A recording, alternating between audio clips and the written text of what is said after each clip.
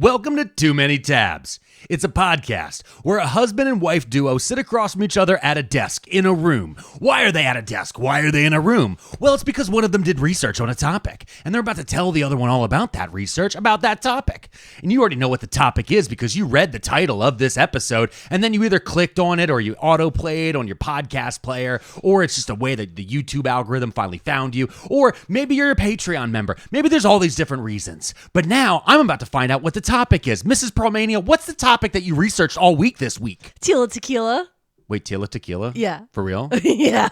Tila, we're about to do an hour on Tila Tequila? Oh, yeah. Too many frauds and too many scammers that we wish weren't real.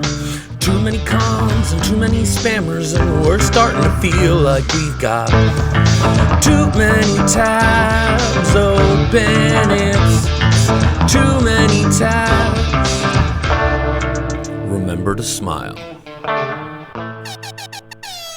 That's right, we're back. We got air horns. For the listeners, the show has been going on, as always. Yeah. But for us, we haven't sat at these chairs in about 2 weeks. Oh, yeah, really? We haven't. Yeah, we haven't because I've been on tour. You know what? We haven't sat together. We haven't sat Because together. I feel like I've been here. No, I've you've been in this room. You've been in this doing room. Research, writing stuff. You've been reading all about Tila Tequila. And I've been... There's nothing to read. I was watching a lot of videos. You've been experiencing Tila Yeah. Tequila.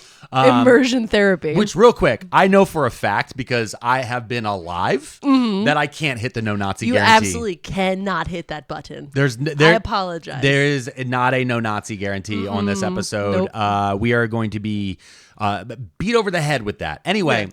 I want to thank everybody who came out to the show, to the Soup for My Family tour so far. Yeah. I just got back from Portland and Buffalo, New York. Amazing crowds. I loved everybody who walked up to tell me that they listened to the podcast. Mm-hmm. So many people told me how much they love you more than me. I like that they say it to your face. No, they do. They say it directly to my face. They're like, just so you know, your wife is amazing and we love her. Why isn't she here? And I'm like, she's at home with the baby. She doesn't do stand-up. She doesn't. But, you know, we've been talking more and more about possibilities. Mm-hmm. But we still have more shows. Not of me doing stand-up. Not of you doing stand-ups. I don't want but to do that. Maybe at some point in the near future. Remember, I technically did stand-up one time. You did the roast. At our roast. Yeah.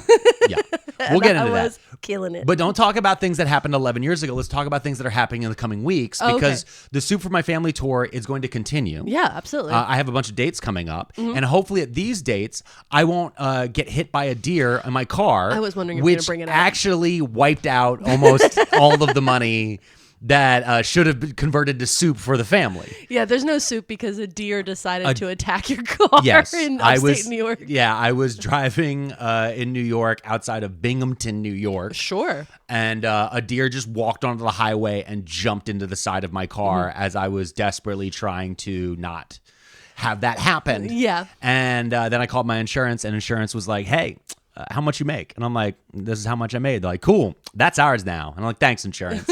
Like, don't forget, you gotta set aside some for taxes. And I'm like, well, looks like I gotta do more shows. So I'll be going to Phoenix, Arizona on June 30th. I'll be in Austin, Texas on July 11th, and San Diego, California on July 21st. I don't think there's any deer in Arizona, right? Well, I'm flying to all of these places. Oh, thank goodness. So it more likely will be goose strikes.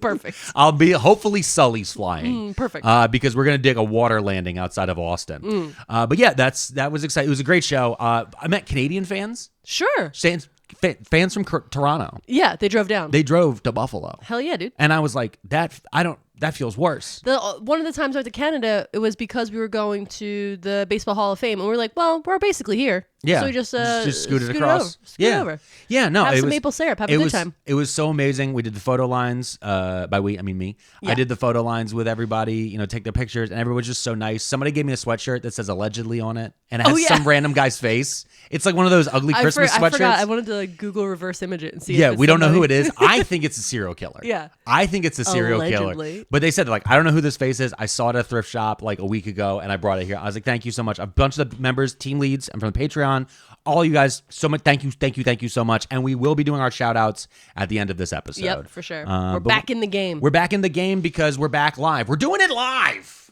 Yeah. We're doing it live. Is that everything we wanted to cover? This episode's There's coming. we got tickets for the show. Yep. Yep. Thank you for the shows. The deer attack your car. Yep. Thank you so much for supporting us because we need to recoup the money from the deer hitting the car. Yeah, thank you for everybody who filled out questionnaires. But lastly, Thank you for filling out the survey. The survey. But now we've been saying it for a couple weeks now. Monday. This coming Monday. June 17th. Yep. On our Patreon, Pearlmania500.net, also patreon.com/Pearlmania500. Yep. We will be posting our question and answer thread. It's our annual question and answer thread. So if you have any questions for Mrs. P and myself that you would like to hear answered on this show, it could be questions about the show. It could be questions about us. It could be questions about our thoughts on things. It could be relationship advice for yourself. We could be any of those things. Honestly, you can ask us anything.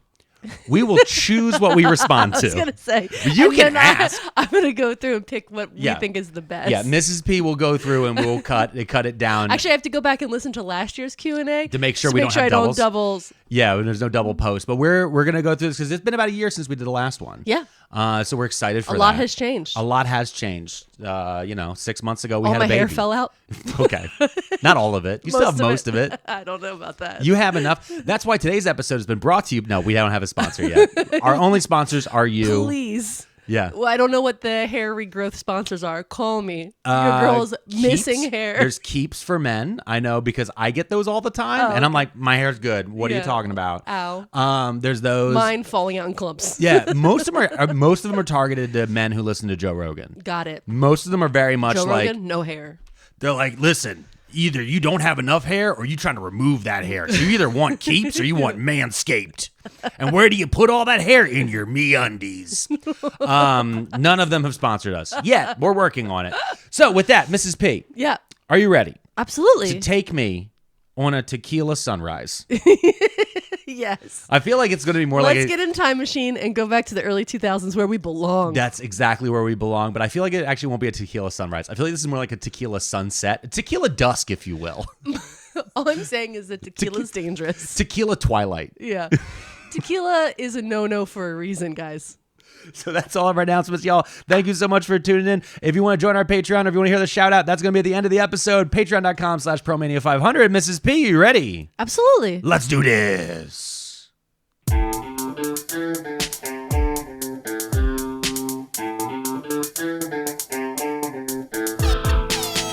We back. Here we are. I'm ready. We're goofy. Yeah. We're real goofy. This is... Y'all... I just want to let y'all know, I've covered so many time zones in 36-hour stretches at a time and then returned to my child hoping that he would be like, oh my God, yeah. And it has not been that. He just looked at me and cried. And I'm like, then why did I even come home? And then she's like, because you got your turn. Man, then I ran away. Then you ran away every time. You're like, I'm going to the grocery store. Yeah, I'm like, go what? to the farmer's market. All right. Okay, so listen. Okay. We got to talk about the early 2000s. Yeah. Okay. Okay. I want you to bring yourself back there, okay? There's low-rise jeans. Uh-huh. We're Invading Iraq. Yeah, we're invading Iraq. Yeah. The economy, incredible. Yeah. Okay. We've got Until it isn't. We've Until got it isn't. We've got hair extensions in that are red Yeah. and black. Yeah. Okay. It's Yeah. an incredible time. Yeah. We're ready to pull down Britney Spears to our level. Oh no! You know what I mean? Like we built up a lot of women like that. Yeah, no, Yeah. literally. That was the whole thing. Actually, we're gonna go back a little further. We're gonna go to 1981. 1981? 1981. We're gonna go all the way back. We're gonna talk a little bit about where Tequila comes from. Okay. Okay, so she wasn't born with that name, shockingly. I am. Next thing you're gonna tell me that actors wear lifts and makeup. No, they don't. They just look that way. Okay, good. That's Beautiful. natural. They're Beautiful. all naturally tall. I don't sit around and show you before and after videos all the time of plastic surgery. You don't often open up a high-def picture of a celebrity's face on your iPad and zoom into it and go, then that's where they put the fishing line. Yeah. That's a real... It's my favorite. I know. Okay, so Nguyen Thai Tien Tan, that's Tila's real name. Okay. She's Vietnamese. Was born on October 24th, 1981. Wait, so Tila isn't even a part of it? No. I would, like, Tequila I get. Yeah. But not even, No. Tila is... Tila's not, her first name is Nguyen. Okay. But I think that somewhere in the Tai Tien in her middle name, that maybe someone was just like Tila. You know, like how in grade school you get like nicknames that are they're like, oh, it's easier to pronounce because it's America. Yeah. So she was actually born in Singapore, where her family were refugees. They were Vietnamese boat people. Okay. Which, as I was researching, I went down a hole about Vietnamese boat people. Yeah. Incredibly interesting story. Yeah, they were refugees who were fleeing Vietnam. Yeah, after the war. Yeah, and they just hopped on boats and just went wherever they could. They went wherever they could, and then it became like a whole thing. Yeah. But yeah, so they had fled to Singapore, and then they left Singapore and went to Houston, Texas. Oh, wow. So... Oh, shift. That's a big shift. Big Go shift. from Vietnam to Singapore to Houston, Texas. To Houston, Texas. Damn. And when they moved to Houston, Texas, they lived in low-income housing for a while. Okay. But then they eventually got admitted to a gated community run by a strict Buddhist temple. So there was like, I couldn't find any information about other than she said this happened on her blog. But apparently at a certain portion of time while they were living in Houston, they lived in like an HOA community cul-de-sac run by a Buddhist temple that had its very strict rules. Okay. Where like the HOA was also involved in your religion, which nightmare fuel. Yeah. They're like, your garbage cans have to be green, and also yeah. this is how you pray. It might be like there are refugee services that are religious. That might be one of those type of deals. I don't know. I couldn't find any information. Yeah, I mean, about I don't know. So, I'm not going to be in Houston. I'm going to be in Austin. So I can only do research in Austin, Texas. Okay, yeah. Okay, so she was really a rebellious kid. Always getting in and out of trouble. Tila Tequila? Rebellious. Tila Tequila, she pushes against boundaries. Yeah, uh-huh. She sees a guardrail and says, what if we do a half pipe grind on that? Yeah. Okay. She's going to grind on stuff. Okay. So maybe do an ollie. Who's Ollie? So she's rebellious and she starts doing drugs. She states that she did her first hit of ecstasy at 11. Okay. Icon of innovation out here, not even fully developed. Which would be like 1992, right? If she's 11? Like 92, 93. Back when ecstasy was good. Okay, well, all right. Hold on. First thing. Allegedly. Don't. Well, That's for the YouTube. That doesn't even exist Listen, anymore. for the actual podcast listeners, that was funny. But for YouTube, oh, shame for shame. ecstasy bad. Terrible joke. All right. And she was quoted as saying in her early teens, she used to rob houses, steal cars, and got really bad in high school. So like she was early preteen, bad student, Okay. Troubled kid, and then it only got worse. She was a troublemaker. Yeah. Yeah. And then This she calmed down and named herself Tila Tequila. So this led to her being sent to reform school for 6 months. Okay. Now I have to, like I said, I Yep. did a lot of research. A lot of research. I've read old blogs. I use the Wayback Machine to try to find images. And when you say old blogs, you mean Tila Tequila's old blogs. Yeah, because she Tila's- was We're gonna get prolifically into online. that. Yeah. So the thing is she is not a trustworthy narrator, if you will, of her own life. Yeah. So there's certain things where like, Wait, you mean to tell me that I can't believe Tila Tequila on everything? I mean, when we get to politics, I want you to make sure you align your values. I'm listen. You know what? I'm going to go out on a limb right now. I'm going to say I fully endorse this woman's life. I'm going to say beep. Where's the beep button? Beep. when you think of Tila Tequila, I want you to think of the politics of Pearlmania 500. So that's so bad. I know. It's gonna get quoted. People who don't understand sarcasm are going into Yeah, you mean the internet? Yeah. You mean the fucking internet? They're gonna cut this. Yeah. So so on one thing she said she went to reform school. Okay. But on another thing she said she went to 6 months of juvie. Okay. So I don't know which is true. They could both be true. They could be and one of those the timeline things. could be a little weird. Well, it could also be one of those things where like the reform school is juvie because some places have juvenile hall and like a reform school are like the same thing. Yeah, I don't know if it was court ordered or her parents sent there. Yeah. Because in one way she's like, my parents sent me to reform school, and then the other one's like, I got arrested, so I went to juvie. Yeah. But it's like the timeline, it doesn't match up right. So Yeah. I don't know which it is. As someone who didn't go to either, I don't know. Yeah. I don't know. So Nguyen was nicknamed Tila Tequila by her friends due to her apparent allergy to alcohol. So when she was young, she did drugs, but she didn't do alcohol because she said she was allergic to alcohol and she would have a physical reaction that made her sick. Okay. That's her words. Wait, made her sick like throw up or made her sick like Like she said throw up. Sick. Okay. And then I got a quote from her former Twitter account. This is a quote, and I cannot even describe to you how bad the spelling is. It's so, again, she's trying to get them characters in this paragraph. Oh, because this is back when it was like 140 characters too, right? Exactly. This is pre-Trump. Yeah. Because you got to remember, it was 140 characters until Trump became president, and his presidential announcements through Twitter were so broken that Twitter finally gave in. We're like, we'll double the amount of characters. And then it got worse. And then Elon bought it, and he was like, don't dead name Twitter. And you're like, all right, I'm never calling it. We're still calling it Twitter right now. Still calling it Twitter. So this is a quote from her Twitter, her former Twitter, about where the nickname came from. Okay. Don't underestimate me because I'm petite. ... Pow. That's what happened to me in school. People thought because I was little, I couldn't fight back. ... They were wrong. For real. I'm a ninja. I'm serious. That's why they sent me away to juvenile boarding school. Because some dude tried to fight me and I beat him up. I got 6 months in juvie. But once I got sent to juvie, it was scary. Everyone was segregated, and I had to find a new gang to chill with, to back me up in there. And so I rolled with the Mexicans. They took me in as one of their own and protected me from other gangs in juvie. It was crazy. That's how I got the name Tila Tequila. My Mexican family, in quotes, gangsters, gave me that name after I couldn't drink with them. LMAO. His name was Carlos. He was the one who named me Tila Tequila. I will never forget it. From an ex-gang banging days. So you see, I went from a gangbanger, juvenile criminal, to changing my life around and now living the dream in Hollywood. If I can do it, so can you. Allegedly. End quote. I just wanted to put that. I had to put a stamp on that whole fucking thing. End quote. There was a lot of numbers in That there. Was more than 140 characters. No, it was a couple. Yeah, no, it was a thread. Yeah. But that is... So that's the story of where the name Tila Tequila comes from. According to Tila Tequila. Okay, yeah. gotcha. Okay, all right.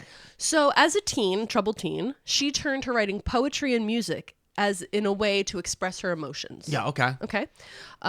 She was obsessed with music and poetry and the entertainment industry. Like she was obsessed with becoming famous. Yeah. And she was obsessed with writing music. Yeah, and it's that 90s famous too, Yeah, which very is like specific. a very different type of famous than today's famous. Yeah. Like now people are getting more and more used, I think, to like the micro celebrity and like the small one. But back then it was everybody wanted to be like the king of all media type of Yeah. shit. You want to be you want to be a triple threat. An actor, a dancer, a singer, a poet. A poet. So Tila graduated from high school in 2000. Okay. She had She's taken about a year late. Yep. I did the math. I was like, she should be graduating in 99, but all right. Okay. She had taken some college classes and didn't get a good degree. Okay. This is a quote. I didn't want to go to college for an actual degree because there was nothing out there I like besides doing something that involves the entertainment industry. End quote.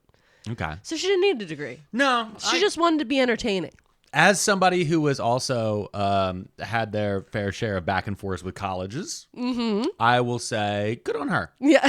Good on, because like there's times I think everybody should get further education. Yeah. You know, I did go to initially to a 4-year college and then dropped out and then went to eventually got my associate's degree after years of fighting about it. Yeah. But you know, there's a difference. I feel like if you're going into college and you realize I don't even know why I'm here, that you should take time off. I think like I feel like people shouldn't be automatically put into college. No, you gotta know why you're going. Yeah, know why you're going and know what it means. Young. But also like know what it means, right? Because like I remember originally I was going to be a philosophy major, and then I asked somebody like, "What can I do with that?" Like, well, you can teach philosophy, and I was like, "That feels like an MLM." That's I'm learning philosophy so I can teach philosophy. Like that. Just feels... Jordan Peterson. Yeah. So there was that, and then I was like a history major. I'm like, what can I do with that? They're like, teach history. I was like, okay, shit, I don't want to do that. And then I do this podcast. Yeah. And then it's so funny how you're like, I don't want to be a history teacher. I don't want to talk about history or philosophy on my fucking podcast I do all the time. But podcasting didn't exist back then. We didn't know it was an option. Yeah, but it was always called radio. Okay, well, Just like my dad is always like, you mean you guys just like do radio? all right. But it's also one of those things where once I left and then I went and got a real job, like a day job where it's shift and pay and all this different stuff and like actually having experiences with real adults and having to pay my own bills, education meant something different to me. So when I did finally go back and go get my associates, when I went to school, I was there because I'm like, I don't want to waste this money. Yeah, exactly. I don't want to waste this time. I want to get this done so that way I can check off this box, and then this dude over here might give me an extra $1 in the check or whatever it turned out to be. Absolutely. Listen. So like that. You know, I know. If at the same time, I was kind of like her when I was younger. I hadn't gone to juvie, and I didn't change my name because of people I met in a gang, and then tweet about that. No, I was like doing stand up, and I was like, my dad asked me. He's downstairs with the baby right now. He said, "What do you want to do with your life?" I was like, "I don't know, man. I want to do fucking stand up comedy like Robin Williams." And then I was like, that didn't happen that way. No. Here we are 22 years later, and I'm begging people to meet me in Phoenix, Arizona on June 30th. Promo plug. But I completely get, I will, Yeah. out of all the shit I'll talk about her, Yeah. not being like, nah, college isn't for me. Good on you. Yeah, no, I completely agree. You know, I went to college right out of high school because I didn't know what else to do. Yep. And then I got there and I realized it was not for me. Also, it was right right when 9/11 happened. Yeah. And so I was in school when that happened, and I was like, I don't need to do this. And I like left and just went and got a job. Yeah. Waiting tables. And I was like, fuck this. And then eventually I went back because I wanted to stop waiting tables. Yeah, and you also discovered kind of what that meant, and like what you could actually finally conceptualize what the degree would mean for you. And I think that in general, when it comes to the education system, especially in America, we have ways for adult learners, but we don't. It's not easy. It's so not and easy. it's not. They'll be like, "Oh, we have an adult learner program." I'm like, "Okay, when is it?" They're like, it starts at 6:30 to 9 p.m. 4 days a week, and I'm like, "What the fuck?" Like, yeah, we have an adult learners program. It's from 10 a.m. to noon on Wednesdays and Thursdays. And you're like, I'm sorry, who can get there for that? Exactly. It's like it's not a weekend program. It's not any type of thing. So, I mean, I know that there are systems and the programs out there, and they're getting better. But I've always felt that way. I feel like a lot of people who drop out of college too, they realize they want to go back. It's usually in like their late 20s. Yeah. It's right before they hit their 30s. They're like, oh shit, I should have done it. I should get it. I should have I done want it. a chair. What's worse? Yeah. That was I want me. a chair. I just is a big wanted a part. chair. I just wanted to sit down. Listen, y'all, if all you have is a high school diploma, they do not let you sit. Yeah. All right? You'll be a cashier, you'll be a server, you'll be maybe working retail, or you'll be working in like a maintenance like type of position where it's like more like hands-on stuff. You do not get a chair. They don't give you don't chair. get I'm not even saying a desk. I'm just saying a motherfucking chair. I just wanted a Ask chair, dude. anybody you know who only has a high school degree. The second they hit 45, ask them how them knees feeling. Ask them. It's bone on bone. Bone okay? on There's bone. no cartilage left. It's bone on bone. It's true. Okay? So if you're young and you're debating about college and everything, take your time, but realize the difference is going to be that chair. Listen to me. Don't go to college. Go to your local plumbers union. I'm telling you. You know what they can't replace AI with? Plumbers. I'm saying. I know. You've already told our son this. I know. Yeah. It's his lullaby at night. You're going to do HVAC. Yeah. You're like this. You're like, plumbers union, plumbers union, maybe HVAC on the side. That's you. Yeah, I I know. hear it every night. Yeah. I'm just trying to get it through his little head. Yeah. So Tila's model, I'm going to start calling her for Tila from this point because That's fine. we've established her name. she's Tila. Okay, so Tila's modeling career begins at 19 when she is discovered at a mall by a Playboy scout. Nope, that's not good. I don't like how any of this And is was going. offered a chance to model nude for the magazine. So she did a test shoot and moved immediately to Southern California and was featured as Playboy's Cyber Girl of the Week. And she was featured in numerous other men's magazines, including Playboy, Stuff, Maxim, and a bunch of car magazines. Yep. She was like the car magazine girl. Yeah. Every time I was looking at images for magazines, it was all car magazines. Yeah, it was because it was Stuff. FHM was another one. Oh, right. Yeah, I remember FHM. that. There was a Maxim. I said Maxim. Yeah. But all those, like, I remember those, all those went away. Yeah, internet. All those Playboy went away. Internet. No, I know, but all of that got replaced by like just like Barstool Sports and like the Rogan verse. Yeah. Because like all of those magazines used to be like where guys used to get their shitty ideas from were all from those magazines. And and they would just put like Tila Tequila in between them. Yeah. And now they're just podcasts. And there's Blue Chew ads in between them. And there's Blue Chew ads in between them. And occasionally they have Tila Tequila describe her politics on them. You're like, no! No! She didn't describe her politics in FHM. I thought you said that you aligned with What? her politics. We'll get into that. Okay. I know a little. So- I know some spoilers. Yeah, sometimes it's jokies. So she decides to capitalize on this, right? She's starting to build a little bit of notoriety, Yeah. a little bit of fame. People are starting, well, not people, specific groups of men are starting to recognize her. Yes. And Which has to be terrifying. I can't even imagine. Like, it's weird enough when people recognize me from TikTok on the street and they're like, you're the guy that yells. I'm like, cool. But if some person was just like, I looked at you on Maxim, I'd be like, Yeah. oh, I gotta get out of here. I gotta go. And you were like a 5'0" little lady. Get out of here. I'd be out of there. So, July 2001, Tila starts a website called TilasHotspot.com. Okay. And it was, Because Tila Tequila was already taken. she knew her market couldn't spell tequila. Go ahead, true. try to spell tequila out loud. Tequila. Nice. Yeah. Do you think other people- Associate's degree, baby. Do you think FHM readers are spelling that right? Nobody actually read FHM or There. Maxim. So, Because if they Tila's- did, it was I did read them occasionally because like every dude I knew had them in the bathroom Yeah, before for sure. smartphones existed. Yeah. And I remember like flipping through them. They'd be like, here's the new position. And you're like, gross. like, Why are there 7 articles on what the new sex position is? and they're not going to. They were all gross. Honestly, you know what's wild? So the other day when you went to that thrift shop and you found that Mademoiselle magazine from the 1960s. Yeah. And I think it was really cool. Yeah. Because it's so many different things. You're looking at the style of the 60s and they were like talking about all these different things that were going on. James Baldwin has an article in the It magazine. was, yeah, it was great. It was really cool. That was really interesting. Yeah.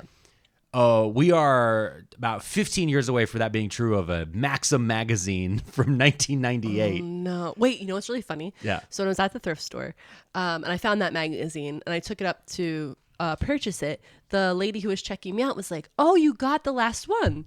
And I was like, "Oh yeah, I just like found it under a box or something." And she was like, "Yeah, there was a lady here who bought like, I guess there was a huge box of them, and this lady came in and bought all of them. And apparently what she's doing is she's going to cut out all of her favorite pictures and ads, and she's wallpapering one of her bathrooms." Ooh. And I was like, that'll be so cute. So me Yeah. and the lady are talking about how cute that'll be to have like all the vintage ads up in the bathroom.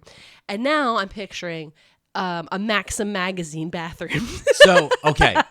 You don't have to actually picture it because I've been in that. Uh-huh. I think Connie's Rick Rack, which was a bar Oh, in South right. Philly, like one of their bathrooms, the entire walls were just Maxim magazines. Yeah. There's a few others, though. I think Frankie Bradley's in Philly, their upstairs bathroom on the second floor, they have old Playboys. Yeah. It's like all old Playboys. Playboys has more class. It has more class. than Maxim. A Maxim, though, there is a very much of just like I don't want to pay extra. That's kind of what it comes down to. It's like, no. There's a grossness to Maxim. There's a good Carmen Electra on the walls. Yeah. You know what it is? It's the difference. I'm not going to finish the Okay, joke. so I'm not. You know what? Maturity is not finishing that thought. I love that for you. Yeah. So TilasHotspot.com Yep. is a subscription-based website. For $12.95 per month, you would get blog posts, quotes, full-on chat conversations because she was online and chatting with people all the time, and nude or semi-nude photos. So what I would like to drop right now is that Tila Tequila invented what we now call OnlyFans. Yeah. Immediately. She was the first one to do it. She invented OnlyFans. So for $12.95, you know, for $5 a month, you can join our Patreon. And you can come in at the team lead level. Yeah. And when you do that, patreon.com/ProMania500. No, I mean, good on her. Yeah. I mean, good. That's I'm just smart. saying she's a visionary. At this point, she's a visionary. Okay? Sure. Keep it straight. Okay.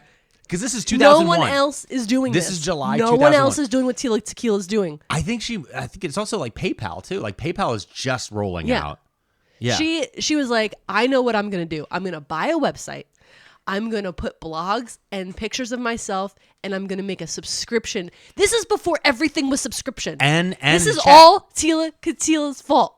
Do you hear me? All subscription things are her fault for making it successful. Okay. So A lot of people want to blame the World Economic Forum and Klaus Schwab. No. But it was actually Tila Tequila. Yeah, when you can't start your car in 5 years without a subscription. Yeah. Tila Tequila. Yeah.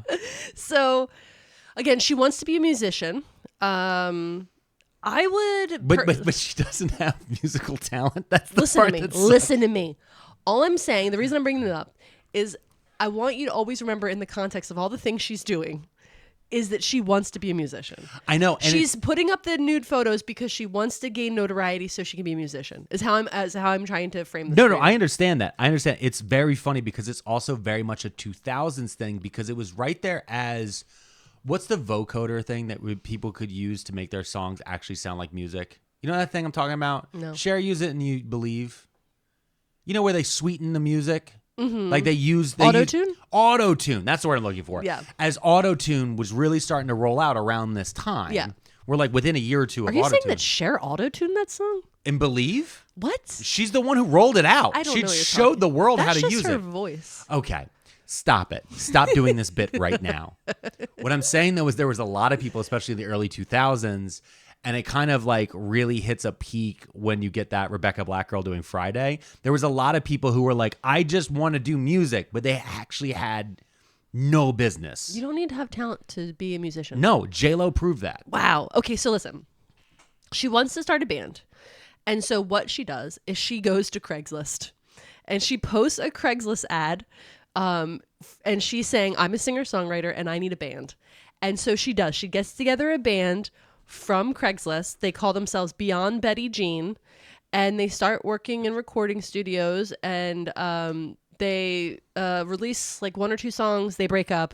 She then starts another band called Jealousy, which releases a few songs. And then they break up. Yeah. So she's trying. These sound like fake bands from movies. Yeah. By the way, just so you know, like these sound, and I'm sure the music also sounds It's not like fake bands from movies. Mm-hmm. Like there's so many, especially an early 2000s movie. Yeah. There's only one good band from our early 2000s movie, and it's at the end. No, it's the one from Road Trip with Scotty Doesn't Know. Scotty doesn't know. Scotty doesn't know. You know what I'm talking about? No, I don't even know if the I movie ever saw Road Trip or European Euro Trip. I don't know what that is. No? What? I don't understand. What is this movie? We're gonna take a break. Oh, already? Yeah, we're gonna take a break. Okay. We're gonna because I need to find out who I just married. If you don't know, Scotty doesn't know. I don't know what that is. Oh my God.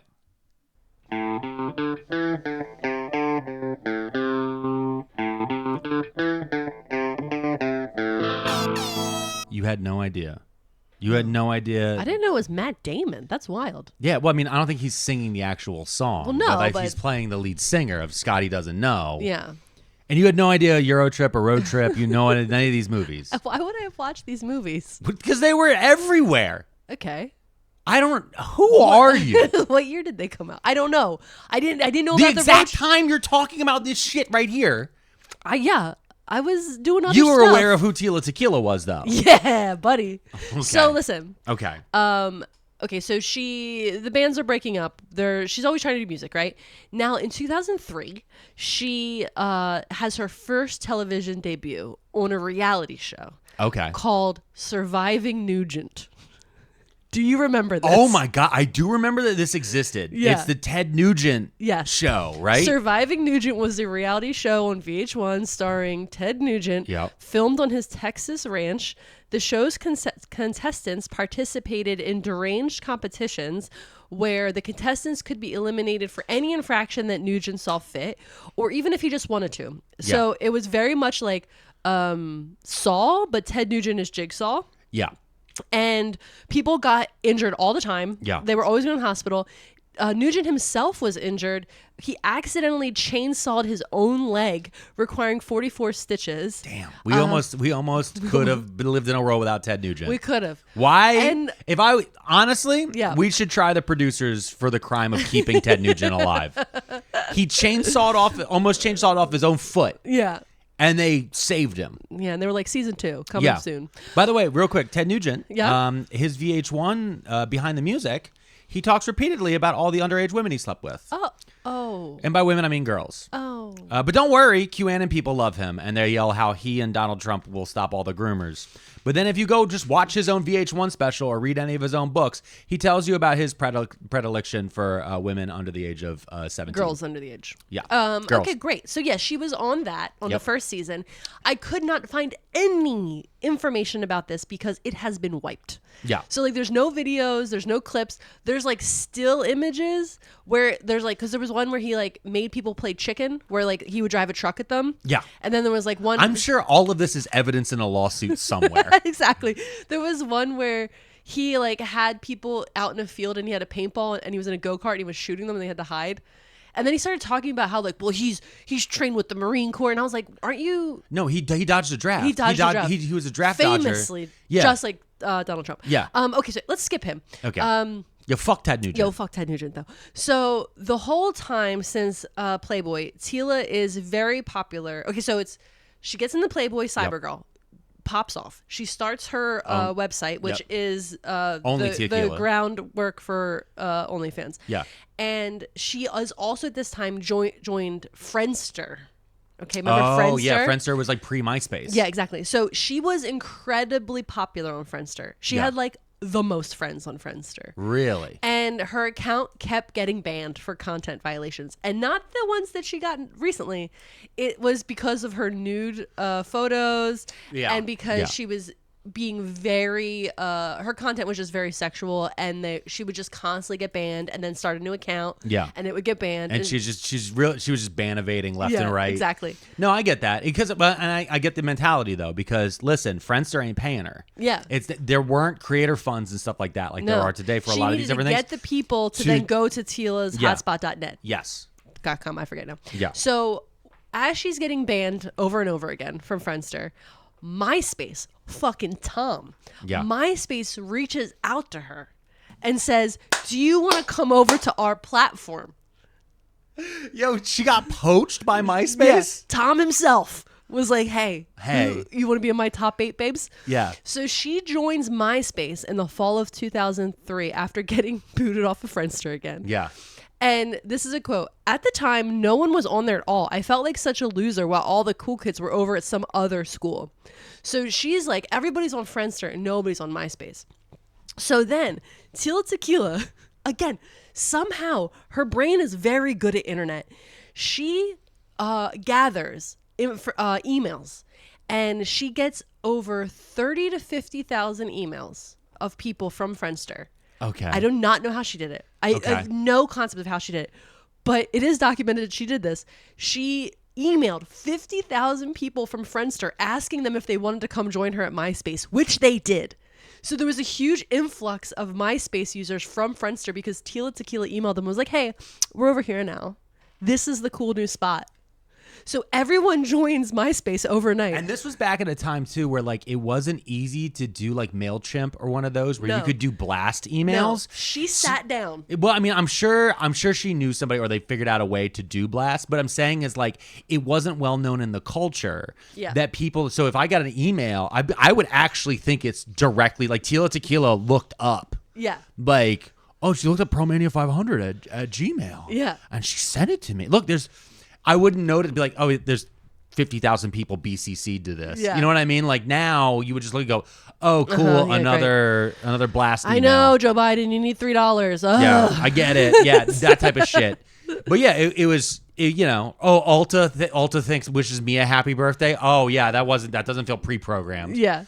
Yeah. So, after she sent out these emails and people start joining MySpace, she eventually amasses 1.5 million followers on MySpace. Yeah. At her maximum, she had 1,700,071. It's well over a million, whatever. Yeah, 1.7 million. 1.7 million. I was going to say the whole number, but I'm too dyslexic right now. So, yeah. And she was literally the most popular person on MySpace. More popular than Dane Cook? Yes. She was voted by MySpace themselves. And they said, this is the most popular person. This is our queen. Yeah, Tila Tequila. Tila Tequila is the empress of MySpace. Yeah. Okay. No, the reason why I say more popular than Dane Cook is because the whitewashed version of the world is on MySpace, Dane Cook was king. Oh, really? Because that's where he became popular, the stand-up comedian Dane Cook. Also, no, let's not compare him too much to Ted Nugent, but those who know. Dane Cook became very popular because his stand-up special started he had a couple TV spots on Comedy Central and things like that. But he was very big on MySpace because he just kept pushing people. Follow me on MySpace. Follow me on MySpace. Follow me on MySpace. Put me in your top 8. Do these different things. Oh, I'm gonna release because MySpace also had a thing where you could put music in it. Yeah. He made some of his stand-up clips available to be put in lieu of music. Yeah. So he became very popular. And Yeah. I thought he had millions, but if you're saying she was one of the top at 1.7. She was literally the top. It's also one of those weird things of, again, pre-smartphones. Yeah.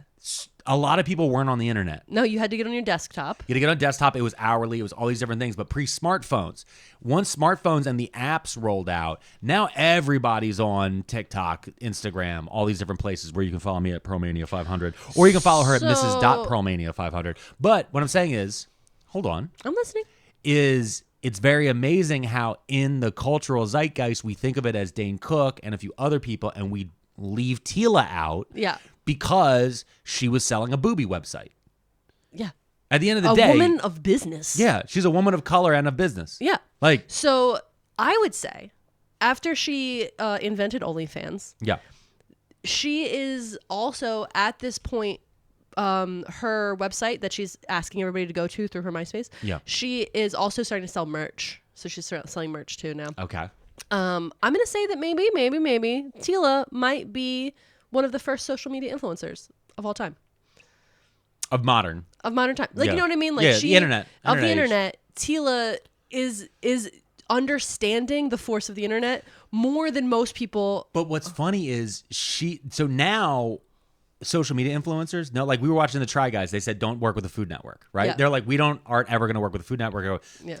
Tila is doing all of this because she wants mainstream acceptance. Yeah. The modern today influencers, no, you don't want to be anywhere near TV. Don't go over You don't there. they're just trying to pull from you now. Yeah, they're trying to stake your glory. She's trying to build up all of this to get legitimacy to go on TV instead of leaning on the legitimacy of what Yeah. she had built of her Because audience. she built this incredible business. Yeah. So here's the thing. You already discussed this, but MySpace has a music streaming element.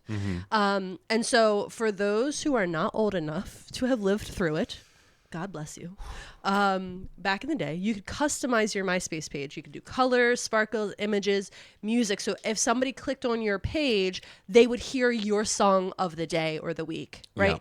Yeah. It was very awesome. It was so very cool. personalized. It was personalized. It also wasn't easy. Yeah. It didn't have a very easy click. Yeah, you had to user- learn kind of coding to do it. Yeah, you had to learn a little bit of coding. You had to know exactly, if you wanted the background to be a certain color, you had to know the number of that color. Yeah. There was a little bit extra to it. Yeah. And I remember putting in so much work to get mine. And if I ever was to find it today, I would wipe it from the internet because it was so it was I did black with red lettering because I was just I was a little edgelord. I was a little So- 2005 edgelord sitting there being we need to get out of a rack. So every time someone logged on your page, they would hear your music, right?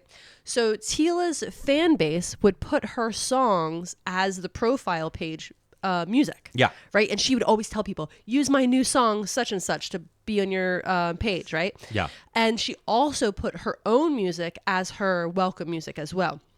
So every time someone clicked on your page, that counted as a stream, according to MySpace Music. Now, it's not like you're listening to the whole 3-minute song. Just that first 30 seconds counted as a stream. So because of that, she had incredibly high streaming numbers, literally the number one. She had over 31 million streams of her music because she convinced all of her followers to use her music. Yeah. Like you were saying with Dane Cook. Yeah. But she was getting all of these streams. The only person behind her was not Dane Cook. The number 2 spot was 9 million streams, and that was Fall Out Boy. So again, she's 31 million, and they're 9 million, and that's Fall Out Boy. Wow. So she is really, Yeah. really big. Yeah. The issue is that they're not real. So when it's only that little clip of music, right? So when she tried to transfer that and release her own solo album, it only sold 13,000 records Yeah. or whatever. Yeah. Because it just didn't translate. She was at the top of this MySpace chart, but the MySpace chart wasn't the real world chart. Yeah, well, it's very similar to TikTok. Yeah. Right? Like, I can't tell you how often I'm listening to... I still listen to regular on-the-ground terrestrial radio, and I'll flip through, like, to the pop station, and I'll be listening, and a song will come on, like, this song's dog shit. And then the 3 seconds I know from TikTok hits, and they're like, oh, right. And they're like, yeah, that's the number one song in America right now. And I'm like, yeah, because the chorus or the bridge, it's this one little part of the song that people have made relatable through a shit ton of these things. It isn't the same. But also, this is at a time where people wanted the full song, full albums. There really wasn't a lot of ways to buy a single. People weren't buying CD singles. The single was dead. Yeah. We weren't buying single records anymore. So you could only get a CD. And I'm not going to pay $17 because it would have. Back then, it was like $17 for a CD. Yeah. I wouldn't have paid $17. Not for a single. I need a whole album. Yeah, I'm saying, but I wouldn't pay $17 for a fucking Tequila album. I would have paid like $1 or maybe $1.99 once iTunes really had picked up more. So in 2005, Tila launches TilaFashion.com, which is a site featuring her custom line of clothing for men and women. Okay. Quote, this is the top of the screen of this website. So hot, you'll want to take it off. Boom. Also, I looked at the images, and it's all... the only thing I can describe it as is if the Christina Aguilera Dirty music video was at the boardwalk. Yeah. Okay? I already had a That picture. is the clothing. You know what I was picturing? Spencer's Gifts. Exactly. Okay. Uh-huh. I knew I'm it. Like, saying... I remember her fashion back then. Like, Yeah. I know exactly who this was. Fashion. So in May 2007... Fire. Tila Tequila began filming a reality show, which first aired on MTV, called A Shot at Love with Tila Tequila. This is where I first heard of her. This is where you heard of her, yeah. This is where I first heard of her, and I watched this show. Yeah. I watched the shit out of this show. This program was a bisexual themed dating show. There were 16 straight men and 16 lesbian women who competed for Tila's affections. Yep. The twist being that the contestants were not aware of her bisexuality until the end of the first episode. I put a little note here. The 10-episode series was produced by this lady, Sally Ann Salsano, who is the producer from Patricia Wants to Cuddle. I looked up her history, and remember Patricia Wants to Cuddle, the producer, like the crazy reality show? Yeah. This is the same woman that did like Jersey Shore. Yeah. She's the one who's like, we're getting them drunk and we're going to see what they do. This is her. Yeah. If you remember this show, like I remember this show. Oh, I remember this show. She got them drunk to see what they would hammered. do. And the worst is the lesbians are miserable because all of the straight guys there think that all of the lesbians are bisexual. So they think, oh, we got 16 other women to hit on too. And all the lesbians are like, we don't want to fucking be near you. Yeah. We are lesbians. But they also all, for the most part, the lesbians are like, oh, she's bisexual. Yeah. Like, you can see it in their face. They're like, we get it. You're going to date a guy. But yeah, I watched the show because that was the whole gimmick. It was also the closest. I don't think there was like another show where there was a gay, like a gay dating show. Exactly. And so like they caged it in it being bisexual, but it was being sold as gay. Yeah. Which was the part that was crazy. And then like the lesbians who were on the show, like a few of them were pretty butch. Yeah. And so it was like cool. They weren't like trying to do lipstick lesbians. They weren't trying to do this like weird shit where you would see, like at the time they had the Miller Lite commercials, great taste, less filling. And it was like two women who'd fight. They're like two hot models that would fight like in a fountain. And then by the end, they're like so close to kissing. They're like, yeah, look, that's gay, right? And you're like, that's not for, I know who that's for. Yeah. You know what I mean? Like it was marketed as not as shitty as it was. And then all of us just watched it because we were like, what the fuck is going to happen next? Yeah. And it was looking back. The season finale premiered, and the winner was Bobby Banhart and not Danny. If there's anything I remember. Justice for Danny. I know we talked about this earlier when I said when you said you were going to do it, I was just like, I'm still mad. I'm still mad. I couldn't remember their name. I got so fucking mad though because when I was watching it, Danny, who was the lady, good person. So nice. Danny, I don't know if this is true. It could have just been the editing. I think Danny actually was like thought there might be Yeah. a connection. Yeah. And then like Tequila drags Danny along, drags her right to the finish line, and then drops her like a sack of potatoes for this bag of shit dude Named Bobby. And everyone's like, Bobby?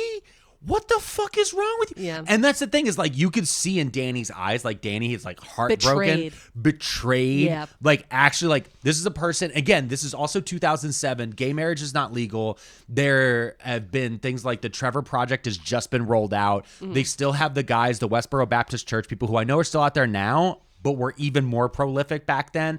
There was a lot more hate in the air. 2004 had an election with George Bush versus John Kerry where gay marriage and the existence of gay people was so centerpiece to the fucking presidential election that we barely even talked about the fucking war we were in at the time. Like, the hatred towards gay people was spiking in these really crazy ways. So like, Danny and the other people on it are like excited because like, oh my God, we're going to be part of history here. We're going to normalize being gay.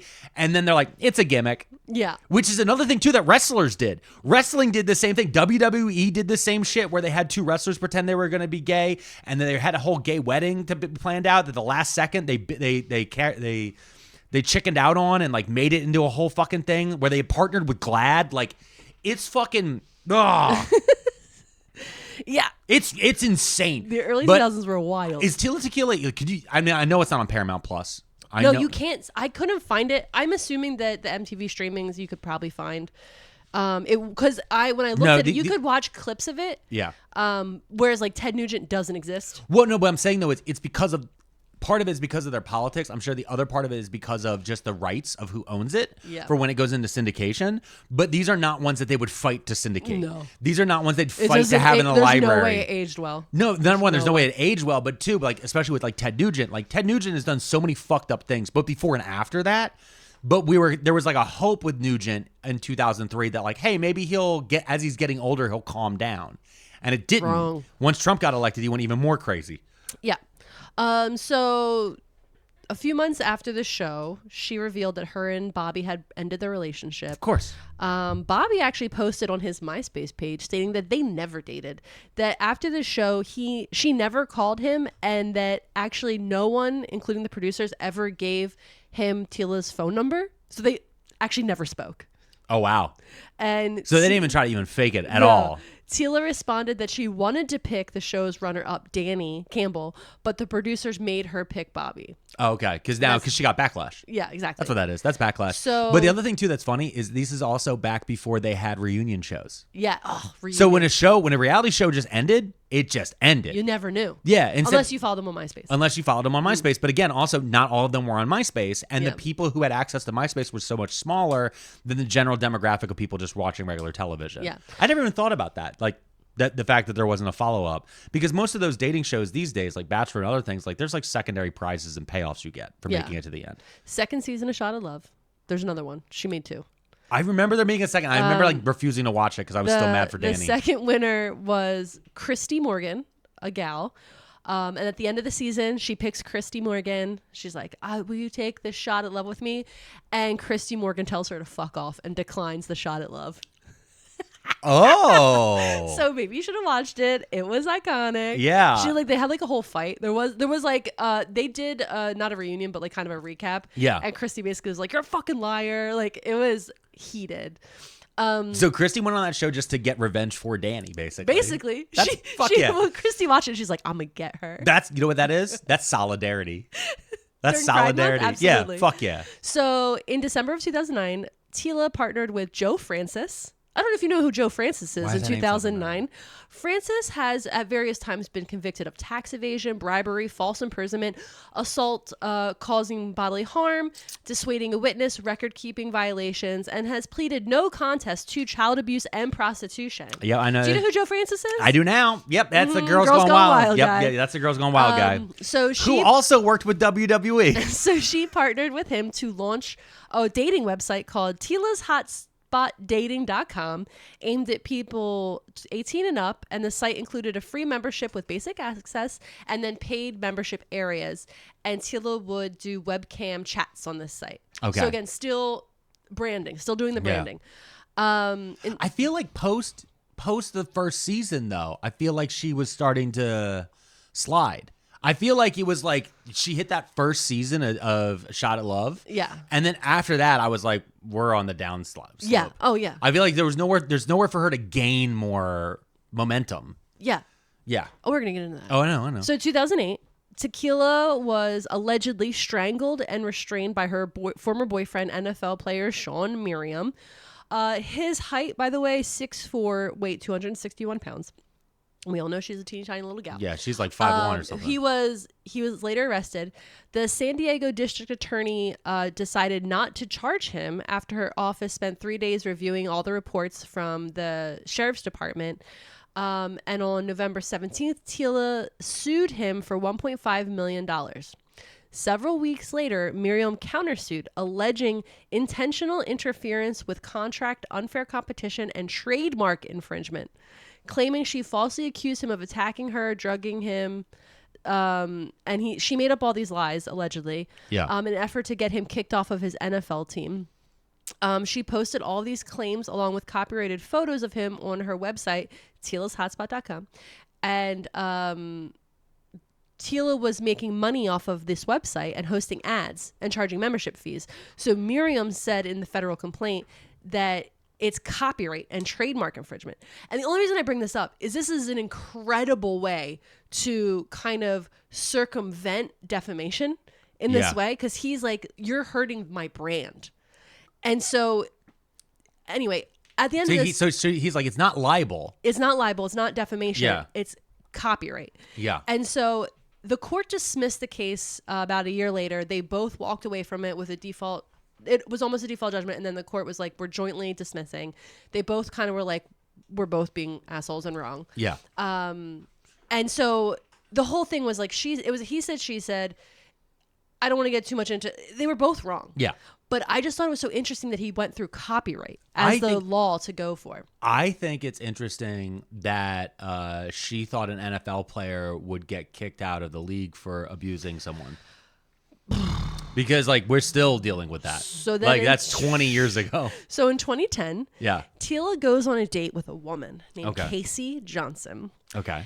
And after one date, they announce that they're engaged. Okay. So, yeah. Okay.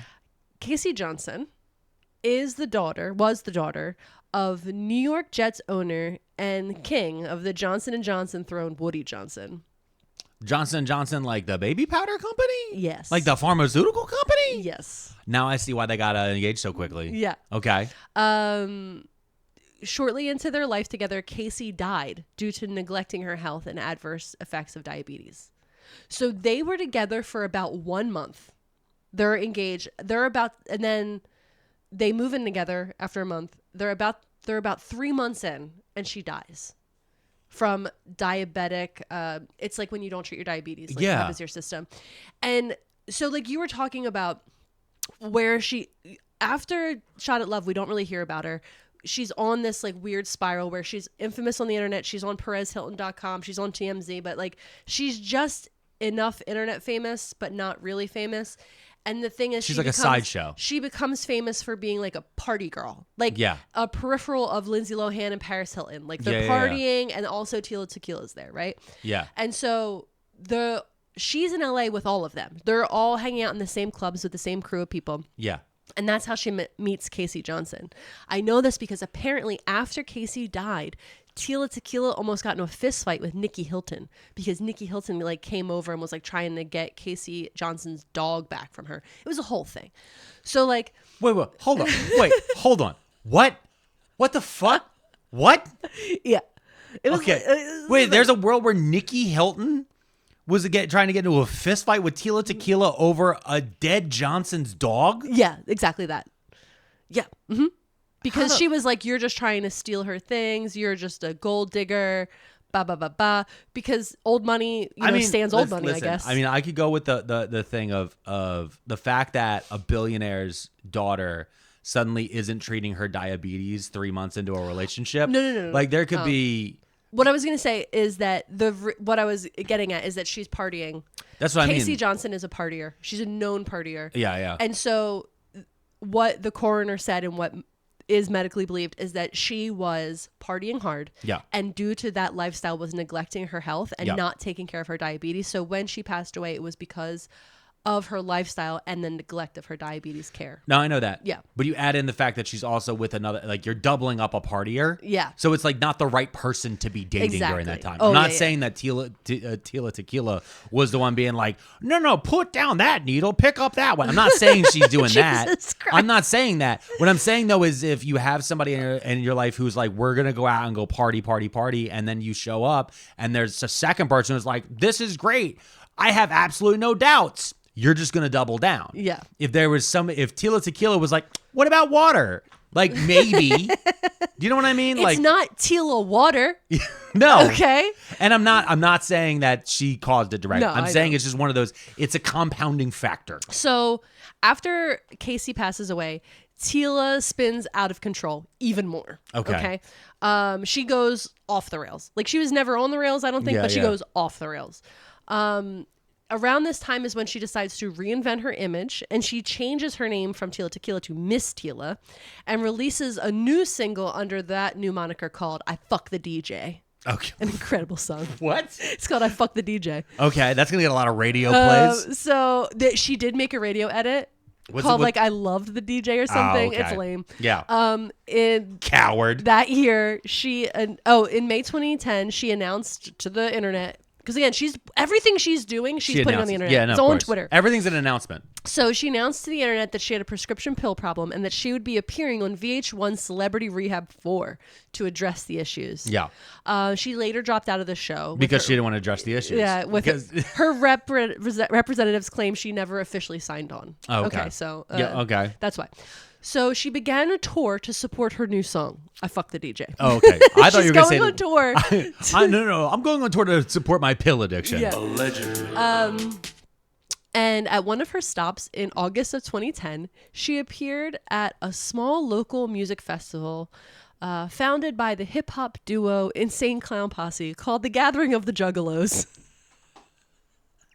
You know what's crazy? I think I remember her going to Gathering of the Juggalos. Because this is right around the time like because you said it's 2010? Yeah. So this is around the time I was a mall security guard, and we had a Juggalo infestation at the mall. Yeah. And so Once you get one, you gotta really. I was learning a lot about Juggalos at that time, and whenever the gathering would come around, because there's also like there's like a fairy hippie gathering that's like called a different thing. I can't remember what it's called. It's not the Renaissance Fair? No, it's not the Renaissance Fair. There was like a thing where like people who like to dress up like fairies and go into the woods. I can't remember. It was also called. Akatar. No.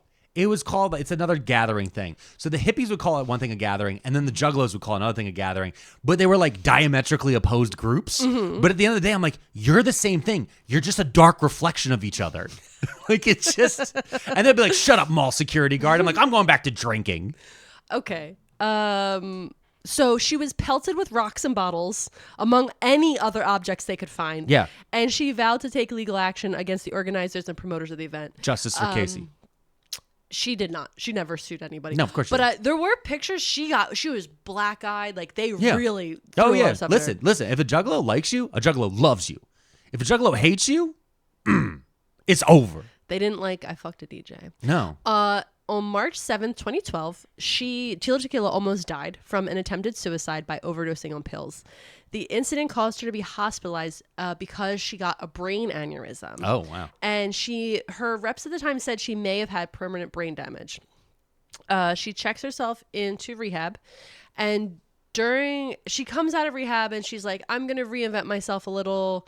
She doesn't like do a whole name change or anything, but she's like, I'm reinventing, I'm new, I'm open, I'm living a cleaner lifestyle. And then right after that, a sex tape featuring a lesbian threesome in which she performed was leaked. And Tila tried to buy back the tape before its release, but could not come to terms with Vivid Entertainment. And so it was released. Jesus. She later starred in a sex tape that she helped produce and won the 2015 AVN Award for Best Celebrity Sex Tape. Boom. You know what? Can't keep her down. she Keep her down. Is doing what she wants to do. I'm sitting there like, you know what? Once you don't do the VH1 Celebrity Rehab, it's all downhill from here. And you're like, no, she's gonna win awards. She's gonna award winning out here. Yeah. August 2015, she becomes one of the contestants on the 16th season of Celebrity Big Brother. However, she was ejected from the house after one day due to many viewer complaints of the controversial statements she had made in 2013 when she posted anti-Semitic comments praising Nazi dictator Adolf Hitler on Facebook. And I skipped to 2015 so that we can backtrack on purpose. Okay. I was But I wondering. need you to know something. I was like, listen. I remember the whole. There was a Nazi arc in there. I thought it might be coming later. I need to tell you something that her getting kicked off of this season of Celebrity Big Brother robbed us of a great season. And I'm going to tell you why. The other people that were cast on this season were Jenna Jameson and Farrah Abram. Do you understand the chaos that we could have witnessed on this Celebrity Big Brother? Anyway, in December of 2013, Tila posted an article on her website titled "Why I Sympathize with Hitler, Part 1. Oh, Jesus Christ. Part 1? In the post, she calls Hitler, quote, a good man, end quote. And additionally, quote, a man of compassion, end quote. She posted a photo of herself with a Nazi armband posing with a gun in front of the Auschwitz concentration camp. In other posts, she also said she believes that Eastern European Jewish people are descended from the Khazar people. Oh, there we go. On her blog, she also claimed that Elisa Lam and Paul Walker were killed in ritualistic murders. So we're starting to... Conspiracy theory, right? She subsequently released a statement from her earlier comments blaming the 2013 comments on depression, drug addiction, et cetera, quote, deeply sorry for my irresponsible, reckless, selfish actions, and I hope that everyone can forgive me for the pain I have caused.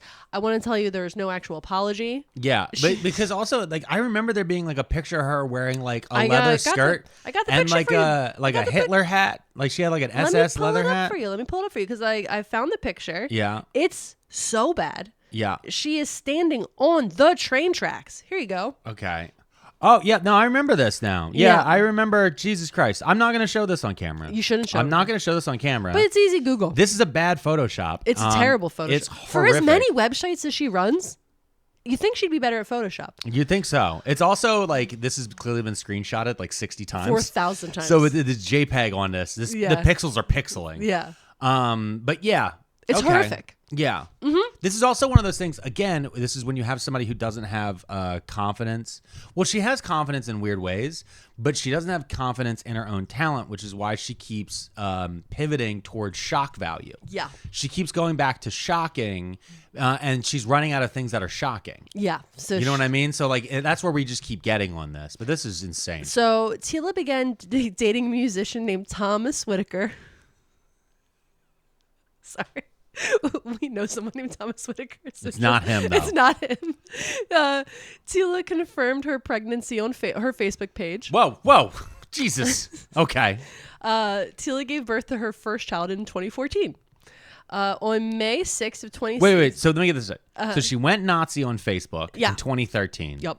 Met a guy and got knocked up in 2014. Yep. Then in 2015, went on Big Brother and then immediately got kicked off because everyone was like, that bitch is a Nazi. Yes. Okay, gotcha. And now we're at 2016. Okay. Where she's promoting Tila Trump. tweeted, because we're still on Twitter, that Jewish American political commentator Ben Shapiro should be, quote, be gassed and sent back to Israel. Jesus Christ. And later posted, quote, there are only two things in this world for which I would gladly sacrifice my own life: the destruction of all Jews and the preservation of the white race.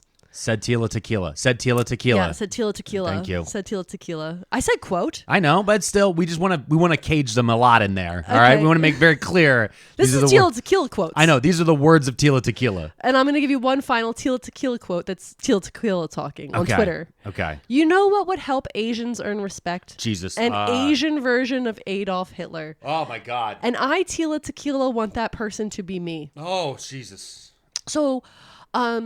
She went down the hole of the real anti-Semitic hole. Okay, she made associations with alt-right people. In 2016, she attended the Alt-Right National Policy Institute meeting celebrating the election of Donald Trump. Yep. Organized by Richard Spencer. Yeah, that was the one that was in D.C., right? Mm-hmm. Yep.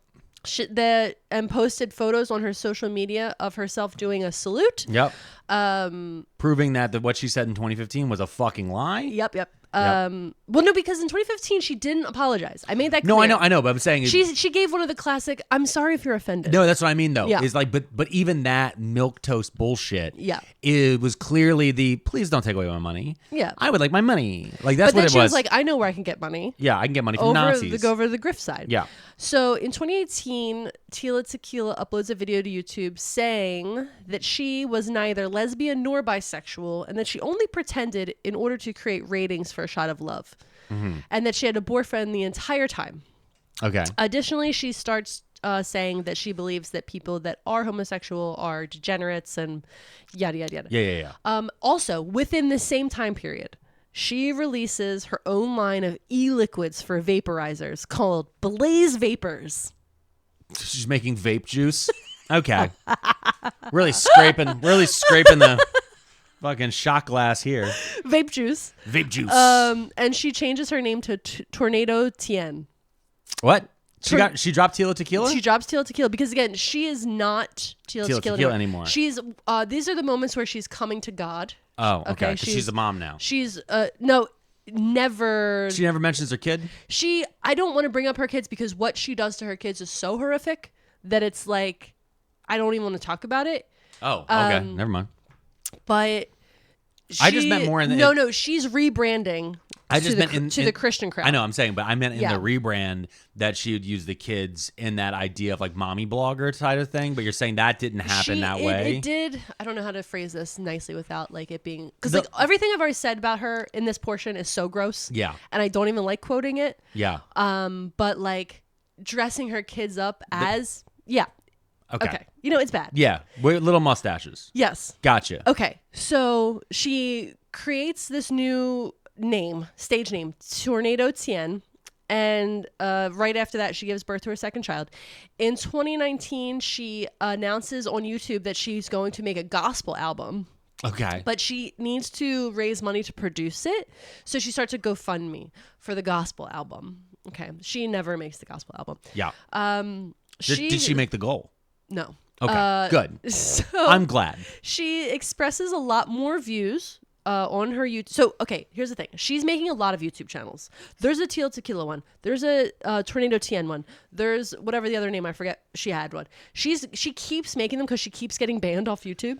Oh, so we've gone full circle since Friendster. It's the same thing though, except now there's only 6 websites. Yeah, exactly. So she's not, and no one's going to hers. Nobody's going to invite her to come to their website anymore. But also nobody's going to go to her website to go pay to read her blog. No. Okay. Not at all. So she expressed her views on several scientific topics. Anti-vaccine, the reincarnation. How am I saying this wrong? I don't know what word you're trying to say. Reincarnation. Boom. There you go. I was saying incarceration. Yeah, that's why I was confused as to what. So the reincarnation of God. Yeah. She is the angel of death. Oh, okay.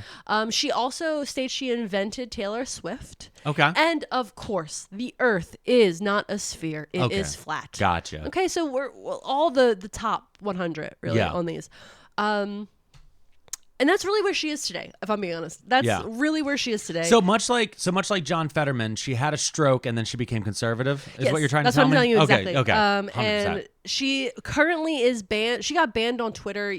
Like back when Trump got banned on Twitter. Yeah. And she hasn't come back. I feel like they would take her with open arms. I think she's actually just too out of it to even realize it. To know that she could beg her way back. And she's probably on True Social. Oh, she might be. Yeah. I didn't check there. I checked Twitter. Yeah. And I was like, I went under all of her little nicknames and I was like, I don't know which one she might be hiding under. Yeah.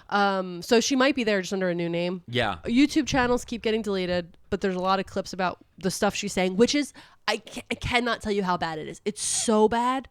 And like, I think that's the thing that's like, I would title this episode The Tragedy of Tequila because like in the beginning, she's just a troubled youth who has like big ideas and can execute them well. Like subscription-based website, softcore porn.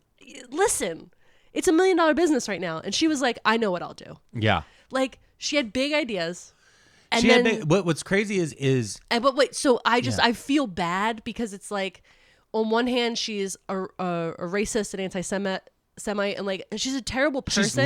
she literally dressed up as a Nazi and stood on the train tracks on the way to Auschwitz. She's such a bad person, and I'm like, also, but like, it's a mental health crisis. It's like you can watch her deteriorate online, and I think that's what happened when I was watching all these videos. Is like, I was watching a person's mental illness deteriorate, and them never take care of it, and them only like do more drugs and drink heavier, and it was so sad. So like I felt bad for her, but I'm also like, you're really still a bad person. Yeah. Yeah. No, I understand. And that's where that's like the nice part of you that views people as people. That's where that's coming from. Okay. And like it, you know, I'm glad you have that, and like that should be taught to our son or whatever. But like, you know, fuck her. Fucking fuck Tequila. I'm still mad on Danny's behalf. Like everything on top of that. Like still mad about still Danny. mad about still season mad 1. I'm still mad about season 1 of A Shot at Love. And I've never forgiven her for that. Yeah. So everything else it's kind of like with Donald Trump. It's every time they had like a new every day there was a new scandal, right? So I was like, I'll throw it on the pile. Yeah. I'm like, you're already in the bag of shit. Like the scale is drooped to one side. Yeah. When they weigh her heart against a feather on the way to the afterlife in the great Egyptian Book of the Dead, she is weighted heavily against the feather, right? That's true. That's and so true. I'm like, there's nothing. Could we build a time machine and go back? Yeah. Should we probably stop 9/11 instead? Probably. Yeah. I would have probably stayed in college. We're a whole different person. A whole different person. But the last thing I wrote here is that one of the reasons that Tequila popped in my mind is that, number one, it was suggested from our suggestion post on Patreon. But I had also been mulling around the idea of doing an episode of Tequila because her name popped up recently because you know, our former president was on trial for crimes. He was committed 34 times of those crimes. While he was on trial, his attorneys tried to diminish the credibility of another attorney named Keith Davidson. Do you remember this? No. There was a lawyer who represented Stormy Daniels and the other gal. Okay. And he was their lawyer. He was Stormy Daniels' lawyer. And he was the person that helped negotiate the payment of hush money from the Trump campaign, right? And so during cross-examination, the former president's attorney asked Keith Davidson about his dealings with Hulk Hogan, Charlie Sheen, and Tila Tequila. And I said to myself, I'm sorry, what?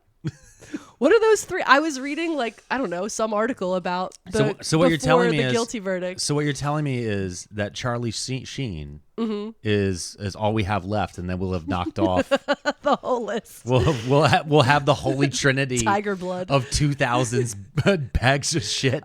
So the reason is that Keith Davidson, that attorney that was their attorney, he was also the attorney that helped broker Tila Tequila's sex tape that got her that 2015 award. Gotcha. Okay. Gotcha. So it was just funny because like her name came up while I was reading that. So what you're telling me is if you're talking to this lawyer, it's not that the lawyer's clients are bags of shit. Yeah. But if you have to negotiate with this lawyer, you're a bag of shit because that means you're dealing with his clients. Yeah. Like that's the thing to me. It's like one of those things where like I always used to think about this at like video stores where it's like if you're the guy working at the desk and somebody's running a dirty movie, if you give them a bad look, it's like, you're the one selling it. Yeah. Like, don't fucking... And then same thing with the people who rent it. Like, oh, I can't believe that video store, they rent dirty movies. Like, well, you rent them. Yeah. Don't go there. So why are you talking shit on this lawyer? Oh, I'm sorry. You represent Donald Trump. Yeah. I'm sorry. Have fun getting into a country club now, buddy. Anyway. So yeah, that's where Tila Tequila is now. That is the history of Tila Tequila. A pop culture icon, truly. Yeah. Of the early 2000s. Wow. Just really a fall from grace. Really. Yep. Yeah. You know what? It's also like thinking of the timing too. It's like once Maxim magazines went away. Yeah. Just over for her. That's what are you going to do? What are you going to do? All right. Well, what we're going to do is we're going to give a big shout out and a thank you to all of our Patreons. Oh, hell yeah. Let's go. Right after this short break. Pearlmania, Pearlmania, Pearlmania, Pearlmania. 500.net. That's the website. That's the website if you want to join our Patrons. And we're getting very, very close to hitting new milestones over here. With our last milestone that we hit, we did I read a book. I know. And people got very excited about that book. Very popular episode. And now... people really like bullying you into reading books about horny fairies. And now it's been a couple of weeks. So we have 32 people we need to thank. That's not that many. That's a lot. I know. I know. It feels like a lot. Facetious. But we're going to go down. Facetious, you mean you're being a little liar. You're being a little liar. Anyway, we have a lot of different people on here. Reminder to everybody, June 17th, which is just in a day, once after this episode is being posted, we will have our Q&A available for all of our Patreon members. You can ask us any questions. That'll be up for about a week, and then we will get that episode recorded before I leave for VidCon and Phoenix, Arizona. All right, let's say some hi to some names. Okay. Some hey huns, some... Hey, let's meet our team leaders. Up first, we have Tampon is Ron DeSantis. Hey, hon. Yeah, good old Tamlin joke right at the get-go. I love it. After that, we have Felicia Packer. Hey, hon. After that, we have A_better_help_add_was_the_final_straw. I can't tell you how many people messaged us, and we're like, he ended the BetterHelp rant, and then I get hit with a BetterHelp ad. And I'm like, that's just the way it goes. The algorithm was like, so you like BetterHelp then? Yeah, okay. It feels like if you listen to this podcast, you're mentally ill. After that, we have Jordan Brown. Hey, hon. After that, we have Zachary Manis. Hey, hon. Or maybe Maness? What? It's not Madness. Okay. All right. After that, we have Make X_X Goth X again. Make what? Make_Goth again. Yes. Okay. I was like, wait. Yeah, because you heard me say underscores and you were confused. You're like, what are they leaving out blank? I just want to know what we're doing that's goth. Yeah. I'm really into goth. It's doing underscores. Listen, I remember when you could go to clubs, goth clubs. After that, we have The Same Deep Water As You. Yeah, because we were at a foam night at a goth club. Hey, hon. After that, we have __what_if_milk_had_pulp__. Oh, God. Oh, my God. No. Your face? We were talking about my feelings on milk? No, Like, I don't think we ever know? have that you were grossed out by milk. I cannot with milk. Yeah, you don't like cow's milk grosses you out. Listen, I like cheese. I like yogurt. I like ice cream. I like to bake with my milk. I cook with my milk. But drinking a glass of milk, yeah, and then you pulp it. If she makes me mad, y'all, and I have milk in the house, I'll just like take a sip, and it's just she will throw things I'll at leave me. the room. Yeah. After that, after pulped milk, I can't. Your whole body language has can't. changed. I'm so tense. Honestly, right now. I'm so tense. Wiggle right it now. out. Wiggle it out. Come on, wiggle. Okay. All right. Affiliated John 215. Hey, hon, what's There good? we go. What's good? You got the 215 number? Classic. Yeah. Elite. Unhinged ___just_4_Tess. Hey, unhinged Tess with all underscores. All underscores. After that, we have Occultopus. Hey, hon. Hey, hon. After that, we have Jesse and the little underscore that could. Hey, hon. I like that one. After that, we have Nixie. Hey, hon. After that, we have Jacqueline Ott. Jacqueline Ott. Hey, hon. Jacqueline Ott. After that, we have B_walkies. Bee walkies? Like you're taking a bee for a walk? I guess. It just says the letter B, lowercase, the underscore. Yeah. And then walkies. I love it. I like be a walking. walkies. We be walking. I like a walkies. Yeah. After that, we have sugar biscuits. Hey, sugar biscuits. That's what I call boobs. After that's what you call boobs? Yeah. You've never called I'm boobs like, sugar look at biscuits them once in front of sugar me. Biscuits. You've never called When boobs. have I been talking about boobs in front of you? Well, I mean, since the baby's been born, a lot. It's been a lot more.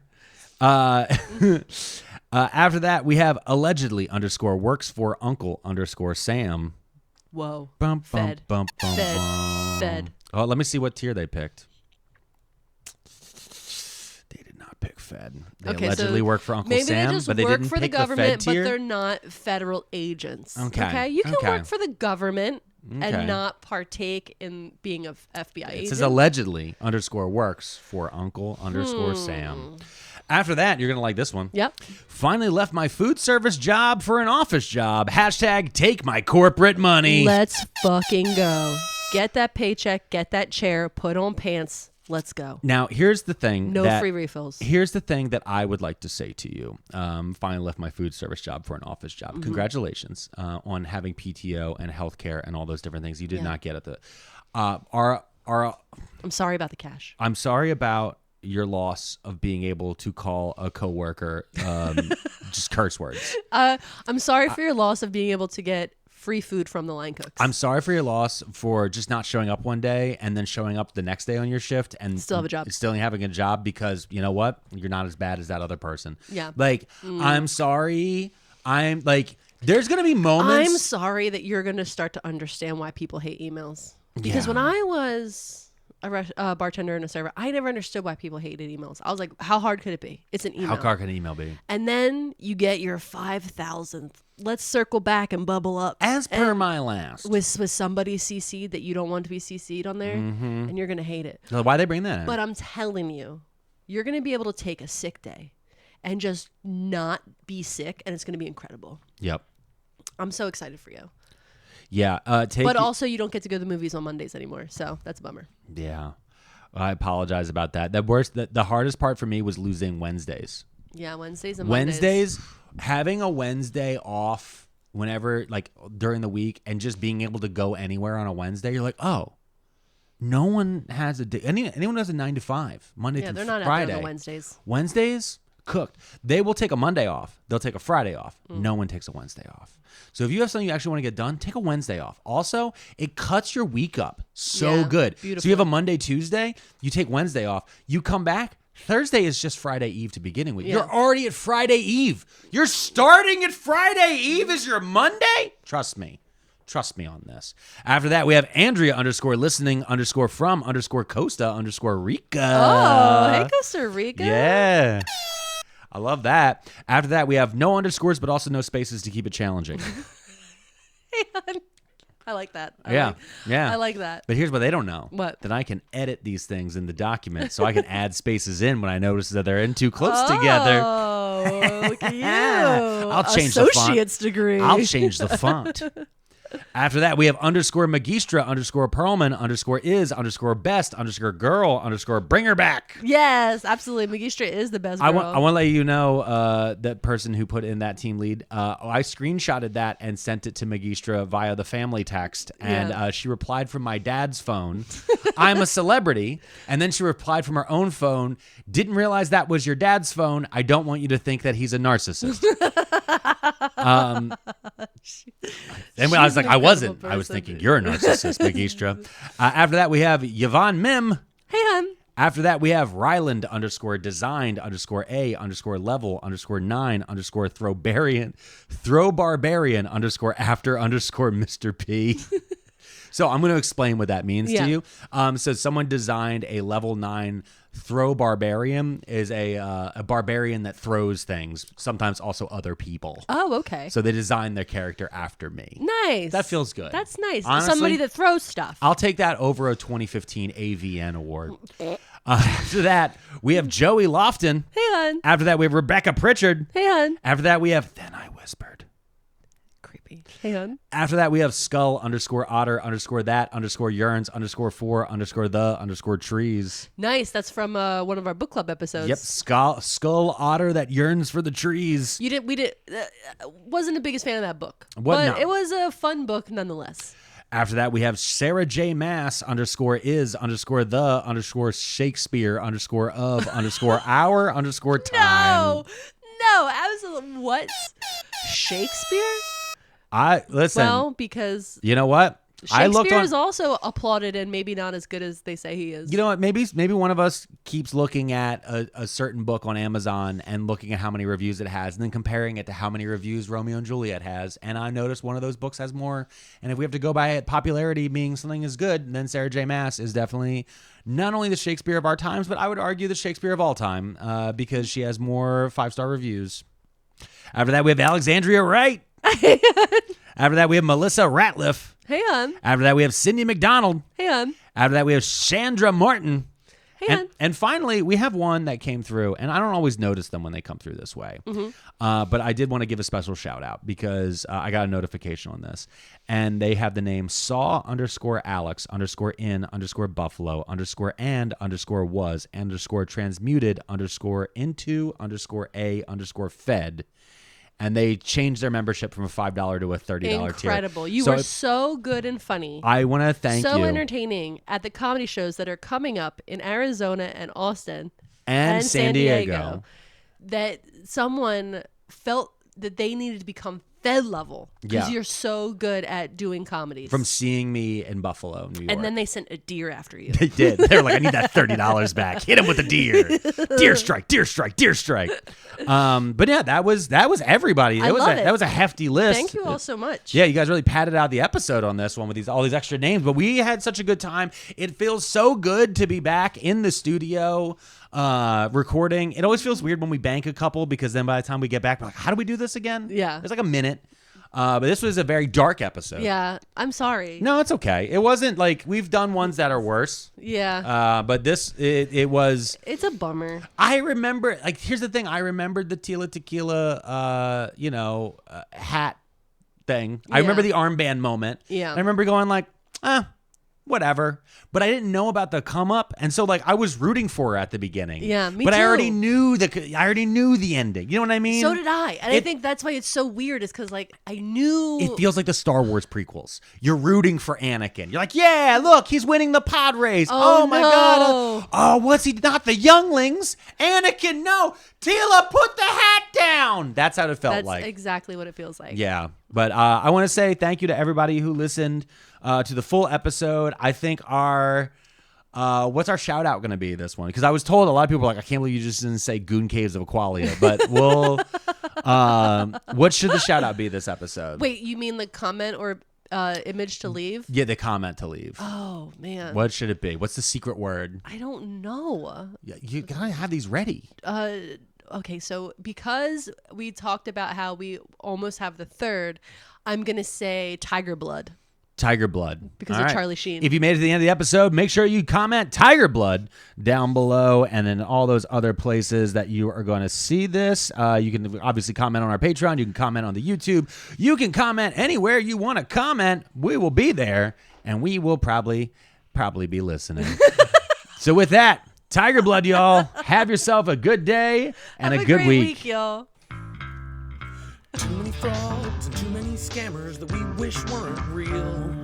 Too many cons and too many spammers, and we're starting to feel like we've got too many tabs open. It's too many tabs. Remember to smile.